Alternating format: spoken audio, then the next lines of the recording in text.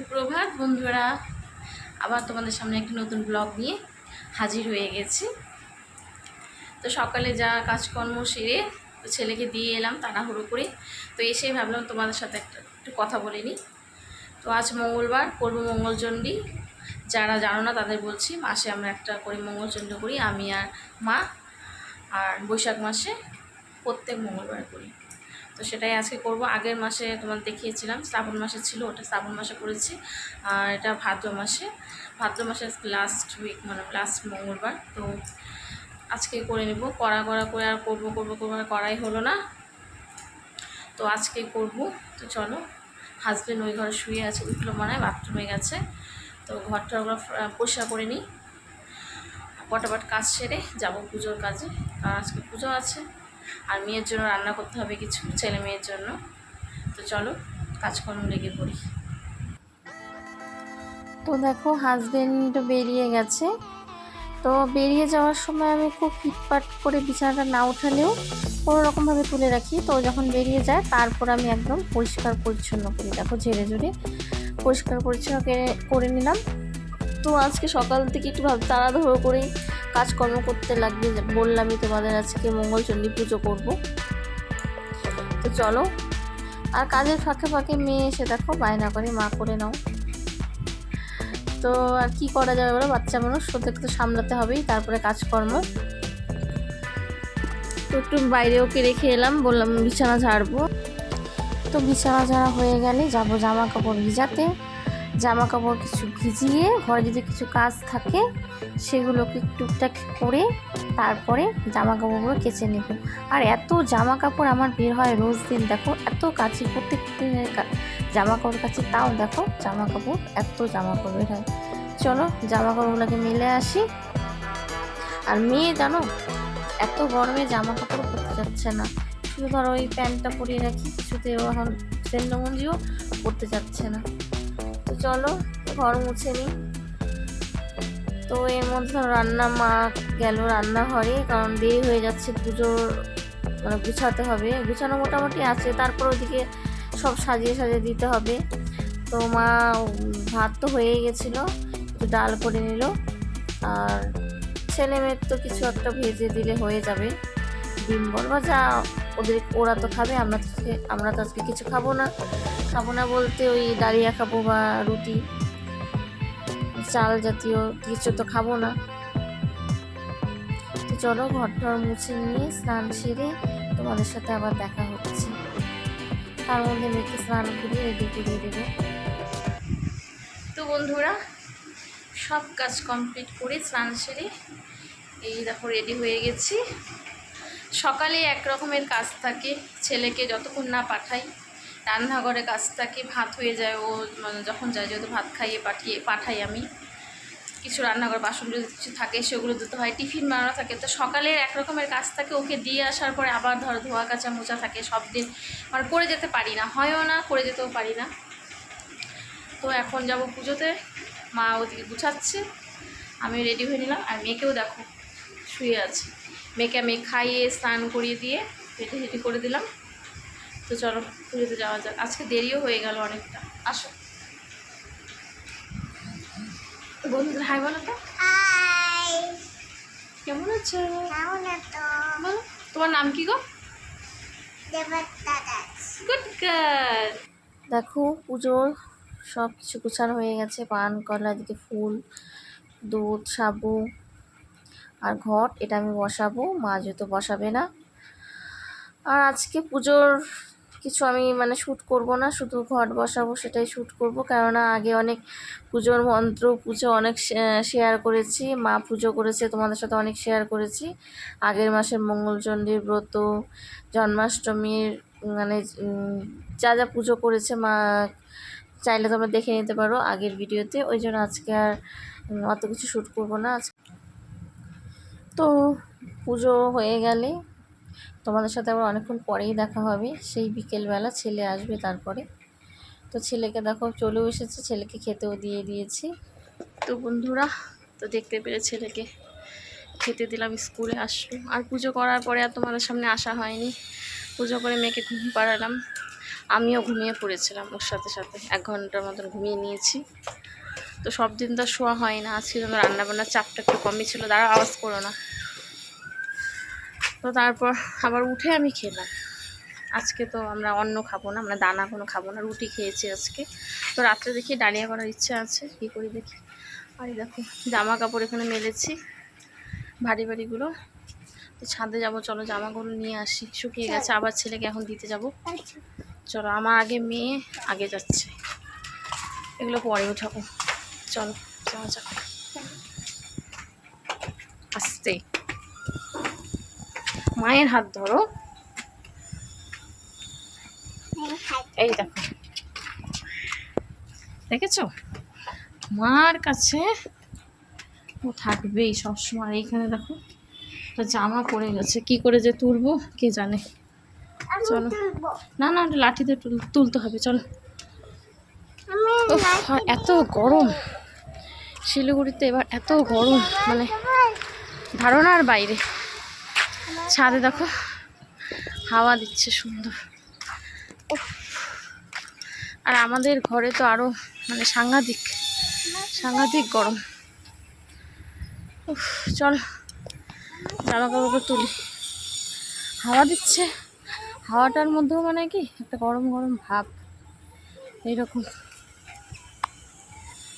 উঠতে গিয়ে হাঁপিয়ে গেছি। সকালবেলা জামা কাপড় যখন মেলতে এসেছিলাম না, মানে মাথা ঘুরে আমি এখানেই পড়ে যাবো এরকম মনে হচ্ছিলো, এতটা রোদ। আমি পুরো ওড়না জড়িয়ে জামা কাপড় মেলেছি, তারপর এরকম মনে হচ্ছিলো মানে কীরকম রোদ। আর আমাদের ছাদে চারদিক দিয়ে দেখো রোদ আসে এই জায়গাটাতে, মানে আমাদের বাড়ির আশেপাশে বিল্ডিং নেই, একটু দূরে দূরে আছে, যার জন্য যত রোদ আমার ছাদে এসে পড়ে। ভোর 5টার থেকে এই 5:30 পর্যন্ত ধরো একদম রোদ থাকে। এখন যদি জামা কাপড় মেলা যায় শুকিয়ে যাবে, এতটাই রোদ। আমার এখানে দাঁড়াও। তো চলো জামা কাপড়গুলো তুলে নিই।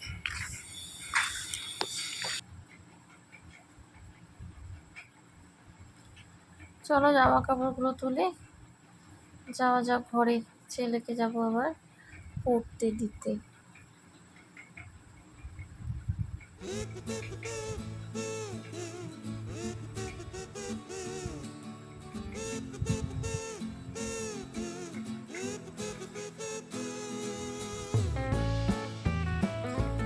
আর এদিকে দেখো আমার মেয়ে গানের আওয়াজ পেয়েছে, নাচা চালু করে দিয়েছে।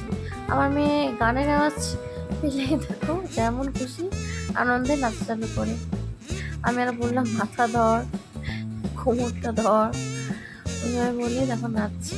ওকে ইচ্ছা আছে ওকে নাচে ভর্তি করে দেওয়ার, দেখা যাক তারপরে। চলো এখন নিচে নামি। তো বন্ধুরা, ছেলেকে আমি দিয়েও চলে এসেছি। এত গরম মানে কি বলবো, আর বলার কিছু নেই। তো অনেক দেখো জামা কাপড়গুলো তো ভাঁজ করে যেতে পারিনি, জামা কাপড়গুলোই ভাঁজ করছে। আর এত জামা কাপড় এত স্পিডে দিয়েছি, তাও দেখো জামা কাপড় ভাঁজ করা শেষ হয় না। তো ভেবেছিলাম পুজোতে এদিক ওদিক ঘুরতে যাবো, তো এত গরমে না আর ইচ্ছেই করছে না যে ড্রেস চেঞ্জ করে আবার একটা ড্রেস পরে এই গরমের মধ্যে সেজে গুজে বেরোতে। তো ইচ্ছা আছে, ছেলে যেখানে বাড়ির সামনেই পড়তে গেছে, তো ওখানে একটা পুজো আছে, তো মেয়েও বলছে ঠাকুর দেখবে। তো ভাবছি যাব। তো চলো যখন যাব তোমাদের তো কিছু শেয়ার করবোই। আর তার মধ্যে যখন বই রেখেছি মেয়েকে পড়াতে বসবো, তো বলেছি যদি ঘুরতে যেতে চাস তো একটু পড়ে নে। তো ওকে পড়াতে বসা মানে যুদ্ধের ব্যাপার।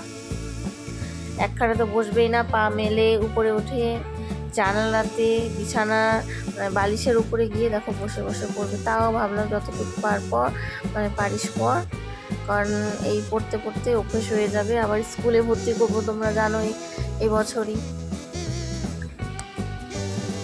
লেখাটাও এখনো ঠিকঠাক ধরেনি, জানি না কবে ধরবে। স্কুলে লাগালে হয়তো ধরবে না, তো ও চেষ্টাতে আছি। আর ছেলে জানো আমার ওর বয়সে ছেলে আমার আরও আগে আমার ছেলে 2.5 বছরে ওকে মানে স্কুলে দিয়ে দিয়েছি। মেয়ের তো ধরো এবার ডিসেম্বর 3 বছর হয়ে যাবে, আর ছেলেকে আমি 2.5 বছরে দিয়েছি। তো চলো খানিকক্ষণ পড়িয়ে নিয়ে রেডি হয়ে যাব, ছেলেকেও নিয়ে আসবো আর ঠাকুরও দেখে নিয়ে আসবো। বাড়ির সামনে তো হয়েছে একটা দুটো, তো ছেলে তো আজকে ইংলিশ পড়তে গেছে বাড়ির একটু দূরে, আর যেখানে সায়েন্স পড়ে তো সেখানে অনেক পুজো হয়েছে। তো আগামীকাল থেকে ওর এক্সাম চালু হয়েছে, তখন যে যেটা সাবজেক্ট আছে আমি তাকে সেখানে এখন পাঠাচ্ছি ম্যামের কাছে বলো, বাড়িতে এসে আবার পড়া আছে স্যারের। তো কালকে যেগুলো মনে করো সাবজেক্ট আছে সেই সাবজেক্টগুলোই এখন পড়াচ্ছি আমি। তো তার মধ্যে দেখো মেয়ে কোথায় উঠে বসেছে বালিশের উপরে, দেখো কতভাবে যে পড়াতে হয়। তো ছেলেকে যাব এখন আনতে, তো তোমরা দেখলে মেয়েকে পড়ালাম, তো মেয়েও আমার সাথে যাবে, কেননা ছেলে যেখানে পড়ে সামনে একটা গণেশ পুজো আছে, তো ভাবলাম একটু ঠাকুর দেখিয়ে নিয়ে আসি। মা দেখো দেখো তো, এই দেখো, আরে হাই করো, আস্তে আস্তে।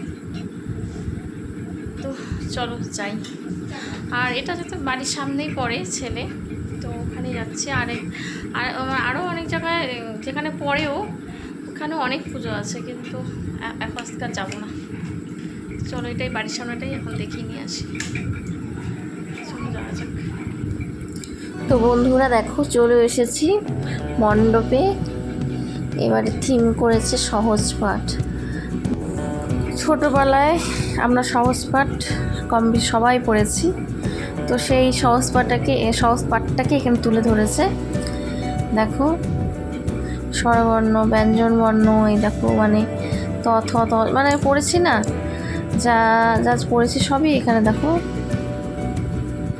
থিমে তুলে ধরেছে। তো চলো এগিয়ে যাই, ঠাকুর দর্শন করি।